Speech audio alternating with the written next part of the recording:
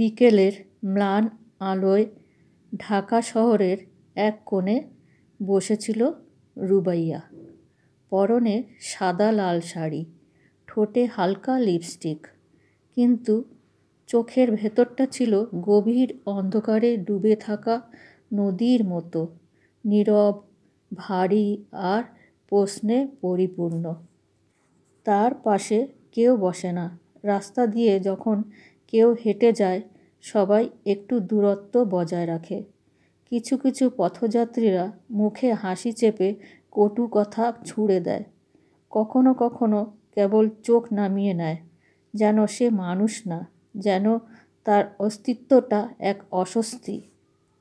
একদিন রুবাইয়ার পাশে এসে বসে এক কিশোরী, নাম মিথিলা। স্কুলের প্রজেক্টের জন্য তৃতীয় লিঙ্গদের নিয়ে কিছু তথ্য সংগ্রহ করতে চেয়েছিল সে। কিন্তু তার প্রশ্নগুলো ছিল অন্যরকম, জিজ্ঞাস্য নয়, শ্রদ্ধাশীল। আর রুবাইয়া প্রথমবারের মতো কারো চোখে নিজের প্রতিচ্ছবি খুঁজে পায়। আপনি কি হতে চেয়েছিলেন? রুবাইয়া একটু হেসে বলেছিল, কেউ চায় না এমন জন্ম নিতে মা, এ তো নিয়তির খেলা। মিথিলা চোখ ছলছল করে ওঠে। সে ভাবে, এই মানুষগুলোকে তো আমরা জেনে শুনে সমাজের এক প্রান্তে ঠেলে দিচ্ছি, অথচ এরা তো আমাদেরই মতো, হাসে, কাঁদে, স্বপ্ন দেখে, ভালোবাসে। আপনাদের প্রতি আমরা শুধু ঘৃণা আর করুণা দিতে জানি, সম্মান দিতে শিখিনি, না? রুবাইয়া চুপ করে রইল কিছুক্ষণ, তারপর বলল, আমরা চাই না করুণা, চাই পাশে দাঁড়ানোর মতো কেউ থাকুক, চাই কেউ বলুক, তুমি আমার মতোই মানুষ, শুধু এইটুকু। সেদিন মিথিলা ফিরে গিয়েছিল এক নতুন ভাবনার সাথে।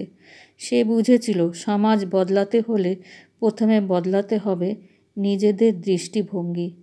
হয়তো আমরা চোখে দেখতে পাই না, হয়তো আমরা শুনেও না শোনার ভান করি, কিন্তু এই তৃতীয় লিঙ্গের মানুষগুলোও কিন্তু আমাদেরই মতো। রুবাইয়ার মতো এখনও অনেকে অপেক্ষায় থাকে একটা সমাজের জন্য, যেখানে কোনো পরিচয় নয়, মানবতাই হবে পরিচয়।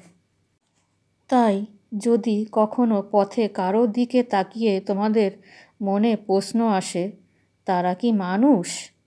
তখন নিজেকেই প্রশ্ন করো, আমরা কি আদৌ মানুষ হতে পেরেছি?